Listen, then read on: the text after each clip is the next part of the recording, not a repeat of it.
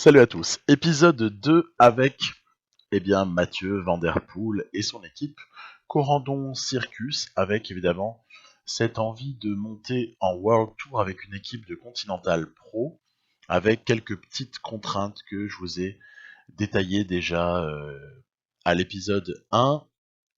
Voilà, je vais pas répéter tout ce que j'ai dit à l'épisode 1. Ce que je préférerais évidemment pointer du doigt, c'est la nécessité de remplir les objectifs du sponsor, lequel sponsor ne peut pas nous offrir une augmentation si importante que cela, et après calcul, on aura 115 000 euros de max pour recruter à l'été qui va suivre.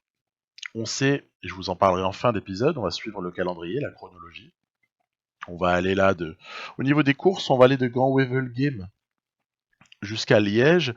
Et on sait que, je vous l'ai dit dans ma vidéo on va dire, de défrichage du mode carrière dans Pro Cycling Manager 2019, je vous l'ai dit, c'est le 25 avril qu'on a une petite notification qui arrive pour signifier qu'à partir du 1er mai, on va pouvoir graisser la patte aux coureurs que l'on désire peut-être prendre ou à leurs agences, qui revient sensiblement à la même chose.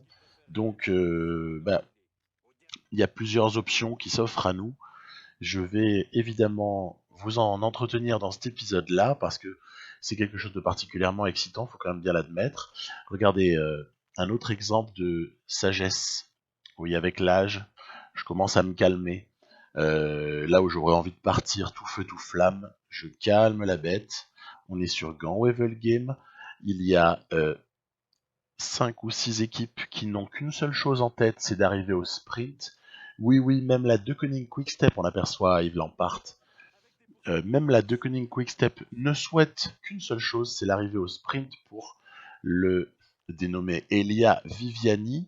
Je ne vous ai pas mentionné 2-3 petits résultats significatifs dans la partie, notamment la victoire de Elia Viviani du côté de Milan-San Remo. C'est vrai que comme on n'y a pas participé, je n'ai pas parlé de Milan-San Remo, c'est Elia Viviani qui l'a emporté. Il a raflé, je crois, à ce stade-là, on est à Gand Wevelgem, donc on est fin mars. Je crois qu'il est déjà à une dizaine de victoires sur la saison, fin mars. Évidemment, il y a des victoires sur des étapes de Tirreno, etc. Mais il y a aussi des courses d'un jour. On avait vu Bruges-la-Panne, on avait vu Kurne, où finalement il était bien présent. Eh bien, il est encore là, du côté de Gand Wevelgem, et tout prêt à penser que les Deceuninck Quick-Step préparent méchamment le terrain pour leur sprinter Viviani. Voilà, il arrive, il est juste derrière. Attention, on a Bennett de la Bora-Hansgrohe dans notre roue, mais je flaire le coup, il y a un départ de Flandrien là. Il y a Greg Van Avermaet et Oliver Nassen. Malheureusement, il y a Caleb Ewan qui a suivi. Aïe, ainsi que Viviani qui est dans la roue. Ça a pas cassé comme ça aurait pu. Et du coup, en sprint pur, on se fait avoir, ce qui n'est pas déloyal. Enfin, voilà, je considère que c'est normal, hein. C'est normal. On n'est pas, avec Mathieu Van Der Poel, on n'a pas le meilleur sprinter du peloton, sinon ça se saurait. C'est un gars qui va très très vite, mais c'est pas quelqu'un qui va le plus vite. Et voilà, donc voilà. Elia Viviani continue sa moisson. Je vous ai parlé de Milan-San Remo, je ferai un aparté à un moment donné, peut-être dans l'épisode 3, où je ferai un petit bilan des épreuves World Tour, histoire de voir comment est-ce que tout ça s'est simulé. 9e place, ça va, parce que le sponsor, il considère quand même ça comme une perf remarquable, et on va enchaîner du côté à travers la Flandre. À travers la Flandre, donc, 216 bornes, c'est toujours une interrogation pour moi quand je vois ça. Je me dis qu'on doit pas voir les mêmes courses au printemps. Les, les, les gens qui s'occupent des cartes, ou je ne sais pas, j'ose pas dire les développeurs, parce que c'est pas un aspect du jeu qui repose sur le développement informatique au sens strict. On doit pas avoir la même vision des choses, puisque pour moi, ça fait 186 ou 184 km à travers la Flandre, hein, et pour le coup, le profil qui était proposé par la WorldDB, il est plus conforme à... Bon, bref. C'est étonnant, hein, c'est vraiment étonnant. Hein. Vieux Quarmont, on tente notre chance. Pourquoi pas, hein, me direz-vous. L'adversité n'étant pas aussi forte que 4 jours plus tard sur le round, on a peut-être moyen d'espérer quelque chose, qui sait, sur un malentendu. Björg Lambrecht est là, mais plus pour longtemps. Tiens, retour de Bussere. Bon, là, il y a Lambrecht, pardon, qui s'est, il est flamand, hein, c'est pour ça qu'on dit pas Lambrecht, on dit Lambrecht, qui s'est accroché. Bon, bah écoutez, on a quelqu'un qui va vite, qui est pas mauvais sur pavé, dont peut-être la seule faiblesse relative, mise à part la caisse, hein, l'endurance, la résistance, serait peut-être le vallon, hein, au niveau de Bussole. Et puis ça recolle derrière. Ok, on a compris, il va falloir se coltiner quelques types sur le rable. Ça va pas être évident, on n'a plus beaucoup de barres. Vous avez vu, on est en forme du jour négative, hein. Mais pas grave, ça craint rien. C'est pas grave, je veux dire, le pic il est prévu, je vous l'ai dit, pour le matin des tours des Flandres, donc bah ouais, techniquement on n'est pas sous pic de forme, on s'expose donc beaucoup plus facilement à avoir un petit -1 des familles. Tyler Finney est présent, de Bussere, j'ai pris sa roue évidemment, Stephen Kung est présent. Alors, qui est-ce qui va l'emporter? Normalement, si ça va au sprint, on est quand même pas mal loti. J'ai récupéré un peu de barre dans la roue, il y a Sonny Colbrelli qui a recollé. Il y a comme ça des gars qui viennent se mêler au sprint, c'est plus indécis que jamais. Est-ce que Mathieu Van Der Poel va réussir à s'imposer sur Dwars door Vlaanderen? Yes, c'est fait. Mais franchement, Mats Pedersen est bien revenu. Franchement, qu'est-ce que ça a été compliqué, cette histoire-là. Écoutez, presque envie de dire c'est gagné, mais quoi. Mais. On aurait aimé gagner autrement. Bref, au moins c'est une victoire. Donc après le home loop, on a pris à travers la Flandre, c'est très bien. Et alors, on va évidemment du côté du Tour des Flandres, c'est normal. Je rappelle que ce qui va suivre le Tour des Flandres, c'est le Grand Prix de l'Escaut pour nous, mais pas Paris-Roubaix. On a, comme sur Milan-San Remo, on n'a pas obtenu d'invitation sur Paris-Roubaix. Eh bien écoutez, là encore, je vais vous dire le même truc que j'avais dit à l'épisode précédent par rapport à la non-invitation sur Milan-San Remo. Tant mieux, parce que dans la réalité, bah, Mathieu Van Der Poel, il n'est pas allé à Paris-Roubaix. Bon, je pense que si son équipe avait demandé une invite, il y aurait peut-être eu mal de crâne, hein, du côté d'ASO. Mais bon, toujours est-il que là, on perd 2 folders sur une crevaison, c'est un peu malheureux. On va essayer de le faire recoller là, parce que j'ai besoin d'équipiers. J'ai besoin d'équipiers le plus tard possible. C'est tellement difficile le Tour des Flandres que on peut quand même espérer avoir soit un Vermeersch, soit avoir le dénommé Stein de Folder avec nous, ce serait quand même sympa. De Folder a réussi à revenir. On est sur l'avant-dernier passage, l'avant-dernier enchaînement finalement, Vieux Quarmont, Paterberg. Ouais, donc après ça, ce sera Grand Prix de l'Escaut, mais pas Paris-Roubaix. Hein. Écoutez, hein, c'est pas mal, au moins ça nous donne des objectifs, encore plus d'objectifs pour la saison qui suit. Se faire inviter à certains endroits, voilà, où on n'avait pas eu le droit d'aller, c'est bien, je trouve. C'est bien de ne pas avoir tout de suite. Ça donne vraiment de l'intérêt. Alors là, sur ce Tour des Flandres, le sponsor ne veut pas grand-chose. Hein. Il veut quelque chose comme un top 10 ou quelque chose comme ça. Ce qui fait qu'on n'est pas, vraiment sous pression. Vous avez vu Sagan Van Avermaet qui s'était fait piéger sur une légère cassure sur un secteur pavé. Là, on est dans le dernier passage. Attention, c'est chaud. C'est chaud. Dernier passage au Vieux Quarmont. Pardon, il arrive. C'était pas le dernier passage au Vieux Quarmont, c'est bientôt. Voilà. Donc, c'est tendu, hein, c'est tendu. Il y a des attaques, la course devient de plus en plus nerveuse. Je profite d'une accalmie pour ravitailler parce que mine de rien, je n'ai pas eu réellement de moment pour ravitailler depuis pas mal de temps, c'est-à-dire depuis qu'on est solo. Ça aussi, c'est un paramètre intéressant d'être comme ça, à ce point-là, livré à soi-même sur des fins de course. Je vous avoue que c'est peut-être un peu plus excitant encore, même si c'est tendu. Hein, regardez-moi ça. Ah là là là là là là là. qu'est-ce qu'on a souffert. Qu'est-ce qu'on a souffert sur le vieux Quarmont. Ça a été terrible. Terrible à tel point qu'on se raccroche péniblement, mais super péniblement à la roue de Wout van Aert. Alors évidemment, dans la descente vers le Paterberg, on a repris, hein. Mais le problème, c'est que le groupe qui est devant, Gilbert, Van Avermaet, Sagan, et il y a même Oliver Nassen là, qui s'accroche aux trois autres, hein, mais nous, par contre, on est décrochés. On est décrochés, c'est fini pour la victoire, bien sûr. Je vais essayer, puisqu'on ne gagnera pas, je vais attendre Wout van Aert. On va faire une petite blague à notre copain du cyclocross. On va attendre Wout van Aert. On va essayer de lui sucer un peu la roue. Chute, mine de rien, discret. On va essayer de lui sucer la roue pour prendre la 5e place à défaut de mieux, parce que 5e place sera évaluée, eh oui, si tu ne l'as pas palissade, comme top 5, alors que 6e, ça n'est qu'un top 10. Donc, toujours dans le souci de plaire aux sponsors.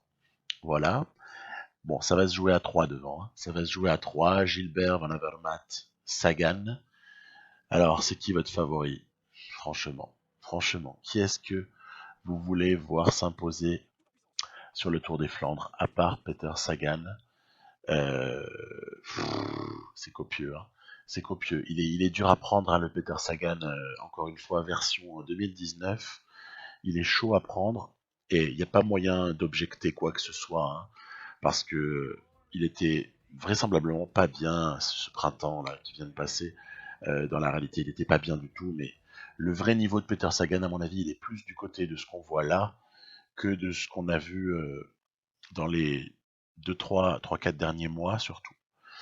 Voilà, donc dans la foulée, une course un petit peu moins prestigieuse, mais pas dénuée d'intérêt, puisque le sponsor, lui, il veut une grosse perf. Hein. Il veut une grosse perf de ce côté-là. En plus, on a chuté. Alors, je préfère chuter sur le Grand Prix de l'Escaut plutôt que chuter sur le Tour des Flandres, hein, bien sûr. Mais quand même, ça fait jamais plaisir. Alors, vous voyez, je vais essayer d'accélérer sur le dernier. Je l'avais aussi fait sur l'avant-dernier. Secteur pavé. Après, on est mal soutenu pour ce qui est d'assumer le fait de provoquer même une mini cassure, c'est-à-dire qu'on n'a pas vraiment d'équipiers qui sont capables d'envoyer du très très très très lourd dès lors qu'on se retrouve, vous voyez, avoir fait quelques mètres de différence. Donc, en devant assumer tout seul, c'est pas évident. Qui est-ce qui s'impose? Elia Viviani, décidément, surpuissant Elia Viviani, devant Caleb Ewan et Ackermann. Et puis nous, on a quand même la joie de prendre une 4e place. Cette 4e place, bon ça va, elle est pas mal vécue par le sponsor, j'avais peur. Ok, et donc on a sauté Paris-Roubaix, hein, puisqu'on n'est pas invité. On a sauté Paris-Roubaix. Paris-Roubaix qui a gagné, je vous le donne en mille, Peter Sagan. Peter Sagan s'est imposé donc sur Paris-Roubaix. Il a fait un, ma foi, plutôt joli doublé. Et puis de l'autre côté, on n'a pas non plus une concurrence suprême sur cette flèche Brabançonne, ce Brabantse Pile. Donc, écoutez, on va quand même se servir. C'est marrant parce que dès que le niveau baisse, on sent vraiment la différence. C'est-à-dire que Monument par rapport à Classic World Tour classe A, déjà on voit une petite différence au niveau de la difficulté. C'est imperceptible, mais je le ressens comme ça. La difficulté, par exemple, à se frayer un passage dans certains chemins, la difficulté à pouvoir comme ça réaliser ne serait-ce qu'un top 5, ça n'est pas le cas, ou à peu de choses près en tout cas. Voilà, c'est pas évident. En fait, c'est pas évident. Et puis à mesure que vous baissez en gamme, la facilité se fait sentir. C'est-à-dire que vous passez de World Tour classe A à classe B, il y a un petit peu moins de monde et on peut mieux s'exprimer. Hein. On peut voir ce qui s'est passé sur à travers la Flandre ou même sur le Headfolk, hein, le Home Loop, dans l'épisode précédent. Et en revanche, là, on est carrément sur du 1HC, hein, donc il y a une victoire. J'aurais pu me débloquer un insigne, là, j'étais bête. J'ai bu le gel par habitude.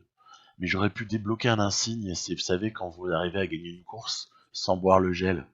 Mais c'est pas grave, ce sera sur une autre fois. Parce qu'il y a les petits insignes Steam là. Alors là, on en a déverrouillé encore un, là, le puncher là. Mais j'aime bien les débloquer. Je crois que il m'en manquait juste 4 ou 5 là sur le précédent opus. J'ai hâte de faire grandir la collection cette fois-ci. Amstel, nous sommes invités. Heureusement, quand même.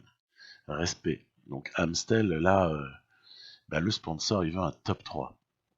Il veut un top 3 et l'Amstel est une course qui est assez, je dirais, incertaine. Incertaine, pourquoi? Parce que à la fois un Flandrien avec ce parcours-là, bien sûr. Hein. Avec ce parcours, vous avez autant de chances presque pour un Flandrien que pour un puncher.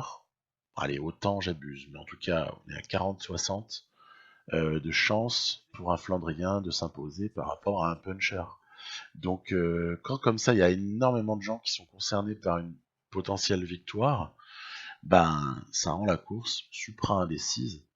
Et c'est vrai que on est pas mal en fait. Vous voyez à la Philippe, Valverde, Valgren, Roglic, peut-être pas dû venir, euh, Tim Wellens, Greg Van Avermaet, Romain Bardet, Dan Martin, Lutsenko, Matthews, attention à surveiller. Il y a vraiment du monde et j'ai même pas prononcé le nom de tous les gens qu'on pourrait vraiment considérer comme favoris quoi.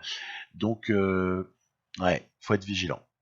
C'est sûr que on a un avantage par rapport à d'autres courses, c'est que il n'y a pas autant de sélection qui est faite par rapport à nos équipiers. Je vois par exemple le dénommé Vermeersch, j'ai du mal avec ce nom, qui franchement tient bien le choc. Il tient super bien le choc. Vous voyez là, on est en abord du Coberg là, Coberg qui ne sert pas de juge de paix, mais qui est quand même dans les allez, 20 derniers bornes quoi. Hein. Donc Coberg, je me mets en tête, et puis on voit ce qu'on voit. Hein. Donc tranquillement. Après, je ne vois pas pourquoi je me consommerais davantage que d'autres. Attaque de puncher. Attention, on prend la roue d'Alaf. Hein. Autant s'adresser, il vaut mieux s'adresser à Dieu qu'à ses saints, hein, comme dit le proverbe. Donc on prend la roue d'Alaf et on essaye de lui coller, puisqu'en plus Van Der Poel a un avantage considérable sur certains coureurs, c'est que quand il prend la roue d'Alaphilippe, bah, il n'est pas nécessairement à l'agonie, parce que sa note en vallon, elle est pas pourrie, et parce que son accélération, elle est plutôt intéressante. Et du coup, ça fait de Van Der Poel quelqu'un qui, au final, n'a pas peur spécialement de Kwiatkowski, n'a pas peur de Wellens, n'a pas peur d'Alaphilippe, sur comme ça des Ardennaises. On voit qu'il y a un coup qui pourrait se jouer à 3 là, il y a un écart. Et malheureusement, l'écart est bouché.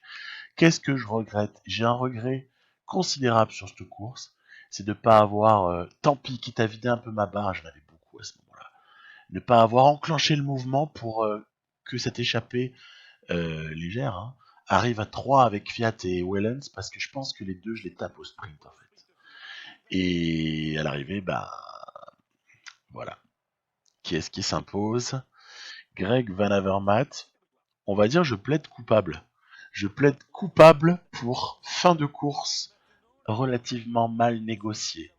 Je je me cache pas, j'aurais pu faire mieux. J'aurais pu faire mieux. Après, ça va, Van Avermaet devant nous, Valverde, bon, ça va quoi. C'est bon, il y a 2-3 clients, mais j'ai quand même l'intuition qu'il y avait un truc à faire. Voilà. On va s'intéresser à l'entraîneur. Non, c'est fait, pardon. Je l'ai déjà recruté. Non, je voulais dire le scout. Voilà, on va aller recruter un scout parce que maintenant je vois qu'en fait financièrement on est à l'aise. Et du coup, on est à un stade du jeu là, si vous voulez, où je découvre le jeu. Et je ne sais pas s'il est important ou pas d'avoir un scout pour tout ce qui est de l'ordre de la négociation ensuite avec les coureurs, ou peut-être le rapport avec les agents, puisqu'on nous annonce quelque chose d'important au niveau des tractations dans la période de pré-transfert. Si je me réfère à ce que je connais, ça va être le milieu du foot, ça va être le milieu du rugby, ça va être le milieu de la NBA, bien évidemment. Vous le savez tous. Et il est évident que les tractations se font en amont pour tout un tas de choses. Et à ce titre-là, il faut avoir des scouts pour peut-être... parce qu'en fait, il n'y a pas la notion de manager, vous savez, genre d'executive manager, de manager assistant, etc. dans ce jeu. On pourrait l'inventer, franchement. Il pourrait y avoir un quatrième type de staff. On pourrait, et je me suis dit, ça se trouve, en fait, scout, allez, ça facilite le truc, parce que sinon je peux pas faire des reconnaissances, donc peut-être des rapports, donc peut-être que ça peut me handicaper. Bref, je saurais pas puisque j'en ai pris un.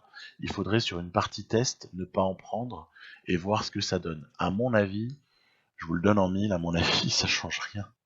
Je me suis emmerdé pour rien, mais voilà, prudent.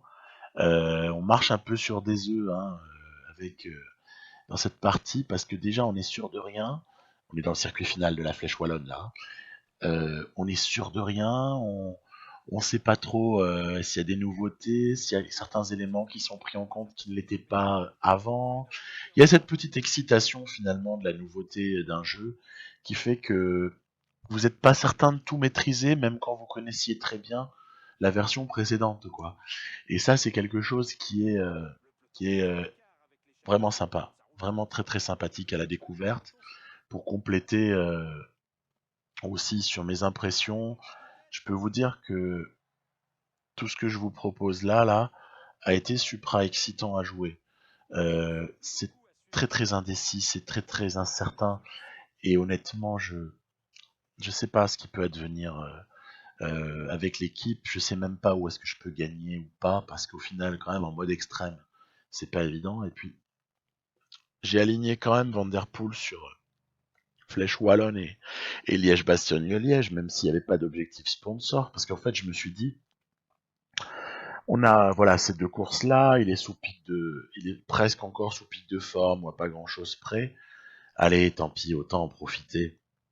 Et puis, peut-être essayer de glaner un top 5 par-ci, un top 3 par-là. Bon, voilà, vous connaissez ma disposition d'esprit. On a la satisfaction d'avoir un équipier qui nous a emmenés très très très loin dans cette flèche wallonne. Et évidemment, flèche wallonne qui fait beaucoup moins appel à la faculté d'endurance que peuvent faire appel d'autres courses très renommées. Hein. Donc, on est pas mal. On est pas mal. On peut peut-être au moins se dire qu'on va se raccrocher à une roue et puis après advienne que pourra. Donc Van Der Poel est calé là dans la roue de Kwiatkowski, très clairement. À partir de là, on va aborder voilà une toute dernière difficulté avant le mur de 8. Ok. Et là, je suis vraiment vraiment dans mes petits souliers. Je n'ai pas du tout la certitude de quoi que ce soit. On va prendre la roue de Kwiatkowski, puisqu'il nous le propose. Très bien. Alaphilippe, attention, Alaphilippe est calé dans la roue. Valverde également, tiens, départ de 4 hommes super super fort. Et je me dis, tiens, abandonne la roue de Kvyat, comme ça tu prends celle d'Alaphilippe qui devra boucher le trou. C'est ça que je me suis dit en fait. Parce que de toute façon, sur le mur de 8, la meilleure roue c'est celle d'Alaphilippe. Alors après, je me retrouve à faire un petit effort en trop là. Voilà, allez on se calme. Mais on a fait dépenser quelque chose à Alaphilippe. C'était un peu mon objectif. Voilà, surtout que la barre de Mathieu Van Der Poel, qui est en plus 5, hein, disons-le, hein, est quand même assez belle, quoi, pour dire qu'on est sur le mur final. Hein. Et donc, je vais tenter ma chance. Regardez. Pour le Kvyat, c'est fini. On est en mano à mano avec Julien Alaphilippe sur l'arrivée de la Flèche Wallonne.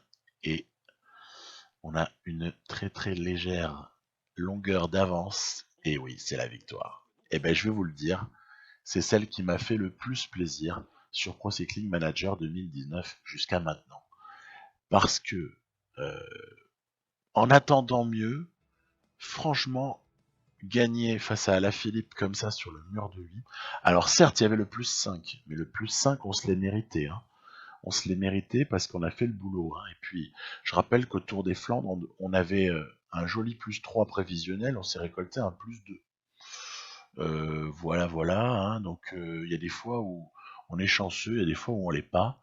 Et ben là, on a eu l'alignement des planètes et on s'est imposé. Du coup, à ce stade-là, franchement, quoi qu'il advienne, même si j'irai tenter ma chance, hein, honnêtement, j'irai tenter ma chance. Les prochains objectifs après, c'est Tour de Belgique, modeste, hein, sans pic. Par contre, là où il y a un pic, c'est les championnats des Pays-Bas, hein, ça il nous le faut. Il y a top 3 plus le sponsor qui est demandé.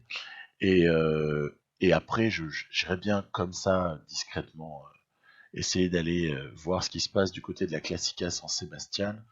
Également voir ce qui se passe du côté du Tour du Benelux. À mon avis, ça se prend tous les jours le Benelux avec un coureur comme ça, y compris en extrême, peu importe.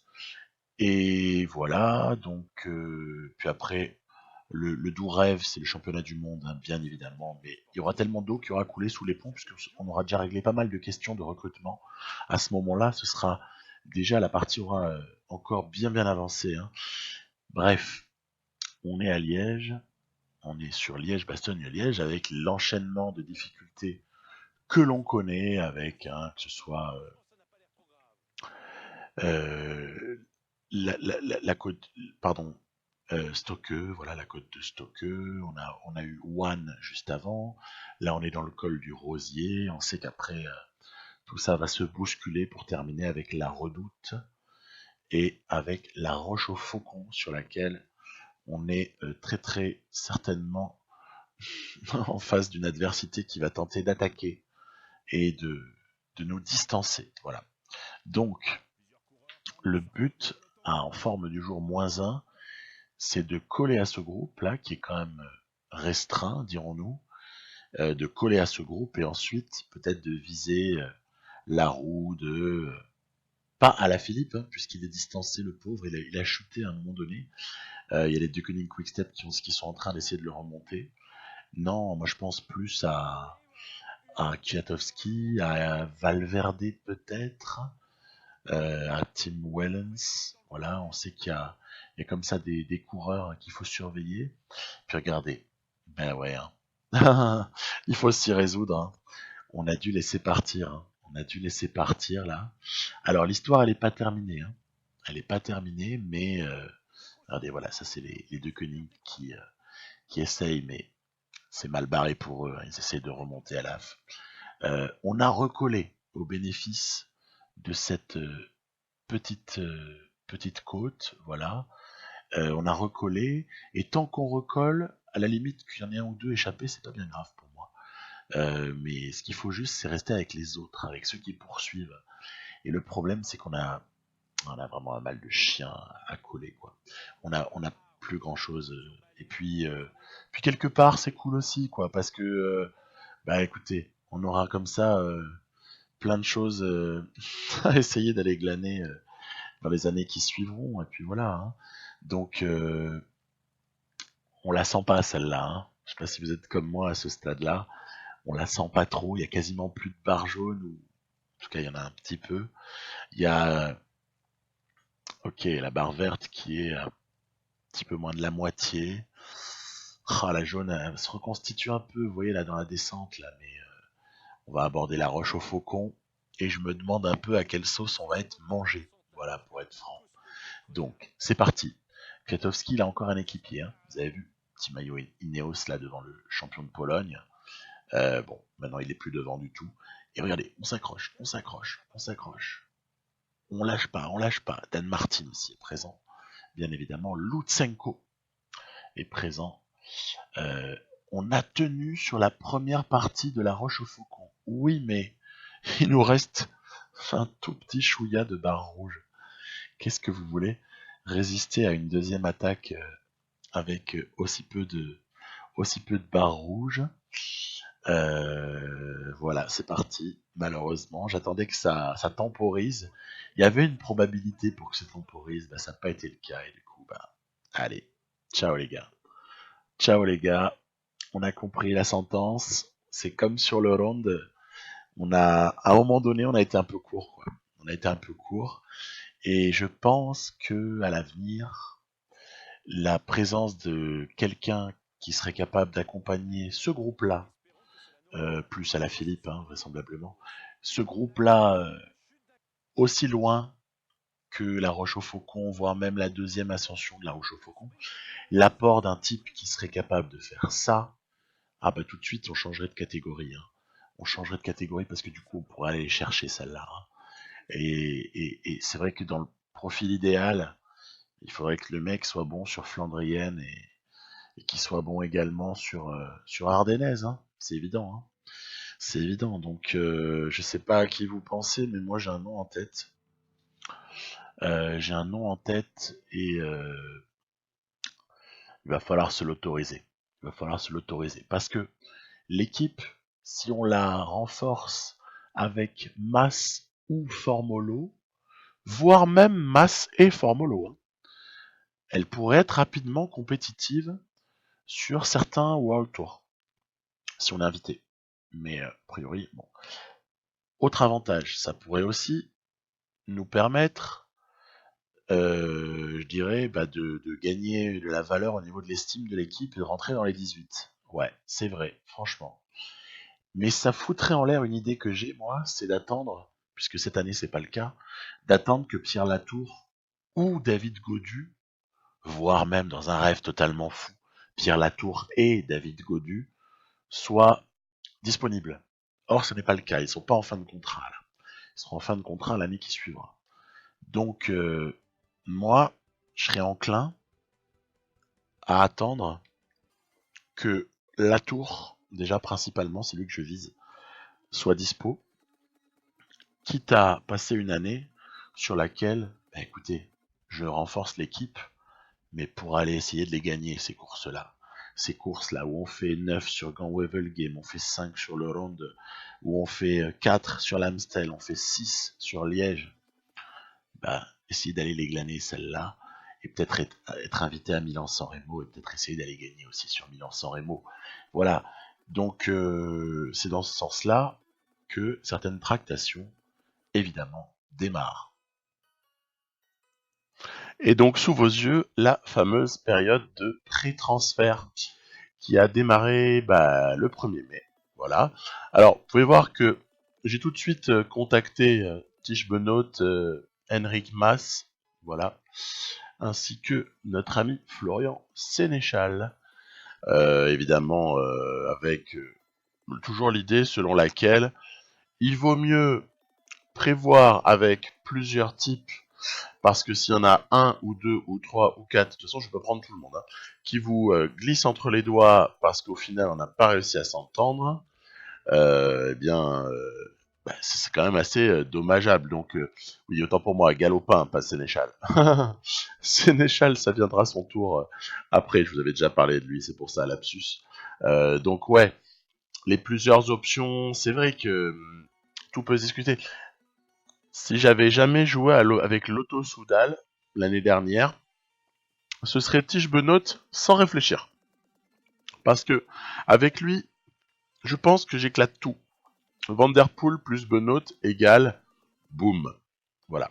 Maintenant, très clairement, un Tony Galopin, il pourrait vraiment nous apporter énormément. Quoi. Et moi, je serais assez enclin en fait à recruter dans une certaine limite. Tant pis, pour surtout essayer de choper un Pierre Latour l'année suivante. Hein. Voilà, donc comme vous pouvez le voir, ça avance, ça avance. Il arrive que l'un ou l'autre des coureurs qu'on ait contactés finalement coûte plus cher à être dragué. Ça a été le cas là pour Mas et pour Galopin. Et ouais, on a un petit pécule de points là qui est assez intéressant. Faut les dépenser avec parcimonie. Hein, faut faire gaffe. J'ai aussi quand même, fait une offre à Van Barle parce que ça coûte pas grand chose et que je me dis qu'il pourrait être une excellente solution de complément à Galopin pour venir voilà, renforcer tout ça. Donc, bah écoutez, tout ça va suivre son cours. Là, on est en juin. Je vais jouer le Tour de Belgique. Après, on va aller au championnat des Pays-Bas. On va quasiment simuler juillet, puis on va y être tout de suite, hein. Donc ça veut dire que dans l'épisode 3, on devrait déjà avoir une forme d'épilogue, déjà à certaines questions, mais certainement pas l'épilogue de la série, mais par contre, ouais, une nette avancée, quoi. Voilà. À très vite, bye bye.